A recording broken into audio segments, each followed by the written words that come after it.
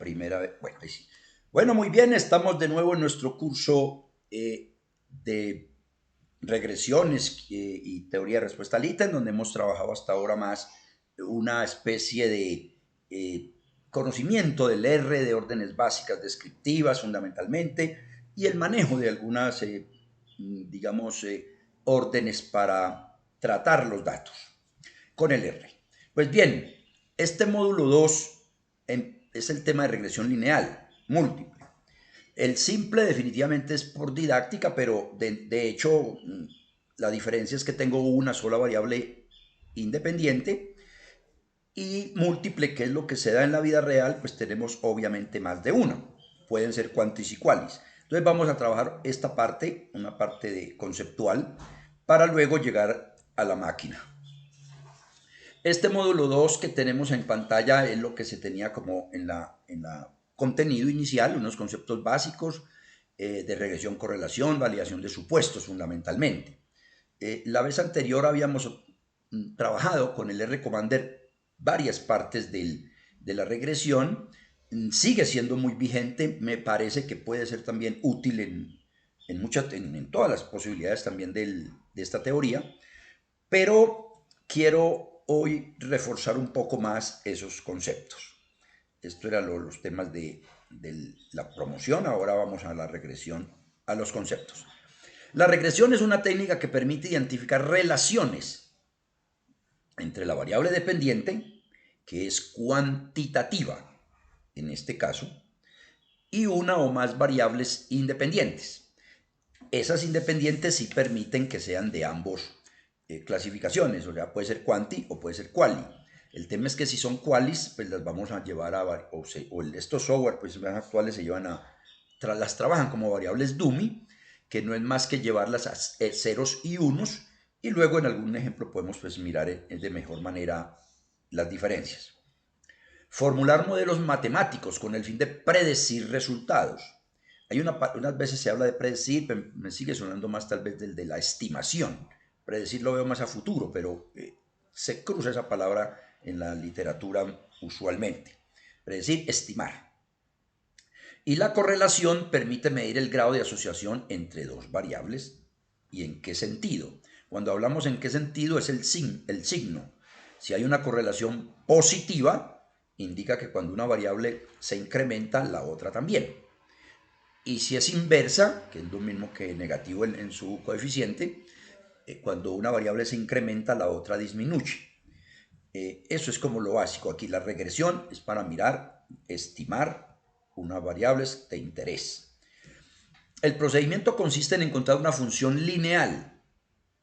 Ahora, también decidí conversar en este tema porque en la regresión logística, que es otra que vamos a abordar, es útil saber que este beta 0 más beta 1, x1, etcétera, es otra parte que va a ir en un exponente. Entonces, es bueno irnos, digamos, familiarizando con esta formulación. Entonces aquí tengo el valor esperado de y, entendiendo que y en la nomenclatura es usual la variable dependiente. Usualmente puede ser el rendimiento, si hablamos de estudiantes, pues una nota final, si hablamos de temas de ingresos, facturaciones, en fin, lo que nos interese, estimar. Y tenemos este otro modelo lineal, claro. Beta 0 es el intercepto, aquí abajo se menciona. Beta 1 es la nomenclatura usual. Los betas son los coeficientes que se estiman matemáticamente hablando. Y las X son las variables independientes que los investigadores definen previamente según un marco referencial, un marco teórico, que aportan o ayudan a explicar la variable que queremos, la variable dependiente. Ahí es donde también se introduce, si es que no lo hacemos bien, el error de definición del modelo o error teórico. Debemos de colocar estas variables, todas las que consideremos teóricamente que aportan, pero no más de la cuenta, o sea, no entrar por entrar necesariamente, y obviamente que no nos falten porque tendríamos problemas de formulación del modelo. El beta 1 o el beta I, porque tenemos varios betas, es lo que denominamos la pendiente. Por cada unidad que cambie la variable independiente, la variable dependiente cambia en BI o en el valor de beta. Obviamente manteniendo las otras constantes. Pues bien, siguiendo este recuerdo para algunos, ¿cuáles podrían ser unos objetivos? El predecir o estimar, ¿no? Predecir la variable respuesta, es la variable dependiente, la variable explicada también, se llaman, toma varios nombres, teniendo en cuenta un conjunto de variables independientes. En este esquema que tengo planteado está más, ha sido tomado como más de lo cuanti, pero insisto que esas X pueden ser qualis también. La predicción del modelo elegido debe demostrar tanto significación práctica como estadística. Esta parte me parece fundamental recabarla en el sentido de que en cualquier procedimiento que hagamos, no solo regresiones, sino cualquiera, debemos de darle esa validez práctica. Una cosa es que nos dé que la variable es estadísticamente significativa, palabra que ya entra también a condicionarse, pero lo más relevante es que los investigadores avalen esa situación, porque ya sabemos que a veces los tamaños de muestra nos influyen en este tema de llegar a una significancia de variables que de pronto realmente no lo sean. Evaluación de la naturaleza de las relaciones entre las variables independientes. Pues aquí es la lineal, pero habrá formas en la parte de los gráficos iniciales de detectar otro tipo de relaciones, y eso hay que tenerlo en cuenta.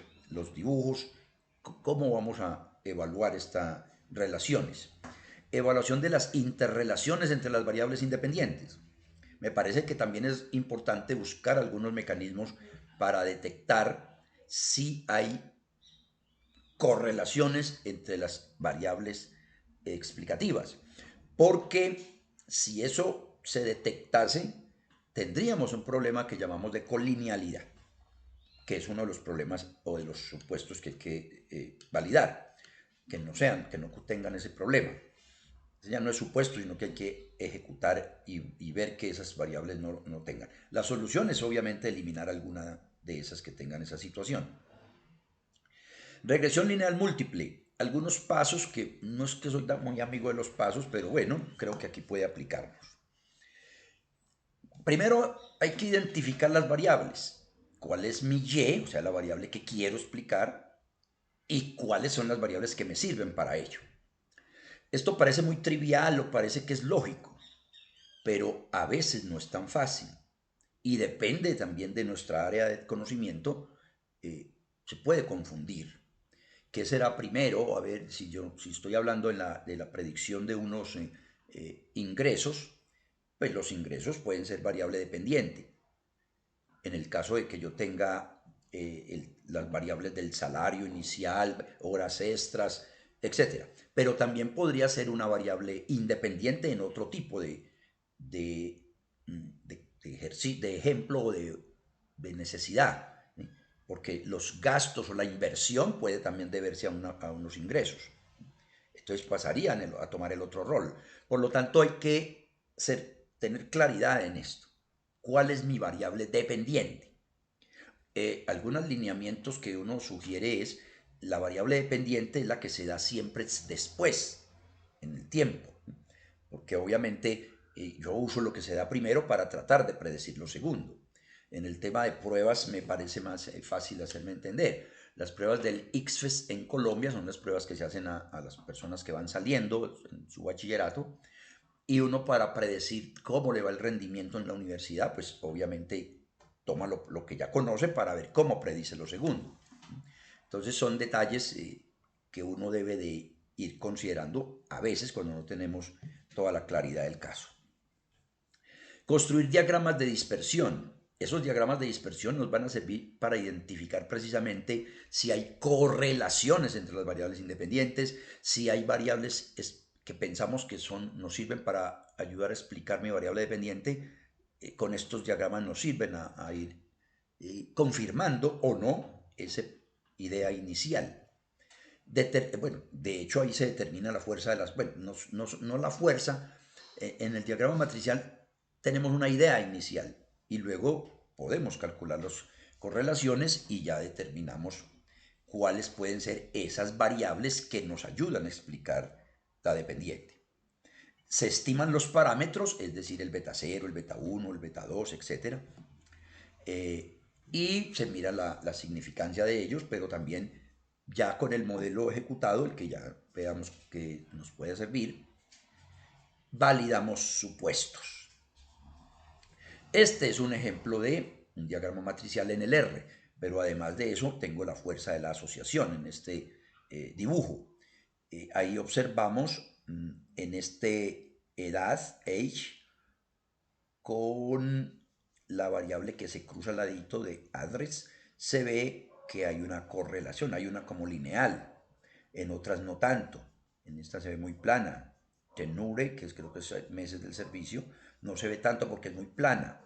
Entonces esto nos va a servir para ir detectando cuáles son las variables que me interesan. Además, nos da una información como las correlaciones. Recuerden que se va cruzando address tenure, punto 46. Bueno, para nosotros es income, que es el ingreso. Tenure sería muy bajita. En general se ven algunas bajas con income.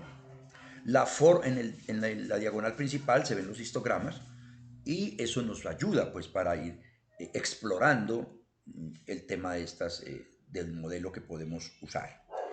En los supuestos, ya de luego, bueno, hay unos supuestos iniciales y otros a posteriori de correr el modelo. Inicialmente hay que mirar la linealidad, que es con esos dibujos también tenemos esa posibilidad.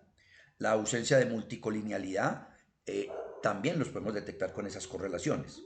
Como ya vimos, las variables independientes, o sea, las X, deben ser no correlacionadas entre ellas, no tener una alta correlación entre ellas, porque estaríamos dando información redundante. Por eso es el problema. No heteroscedasticidad se trabaja analizando los residuales, donde lo que quiere decir ahí es que la varianza de ellos pues debe ser más bien uniforme para que sirva, o sea, homocedásticos. Ausencia de valores influyentes, hay que tratar de mirar esa parte también. Aquí lo vamos a trabajar con la distancia de Cuco. Y obviamente también el supuesto de normalidad de residuos. Entonces, estas son partes teóricas que son, a mi modo de ver, de importancia relevante. Dejo este video acá para que no nos vaya quedando muy extenso.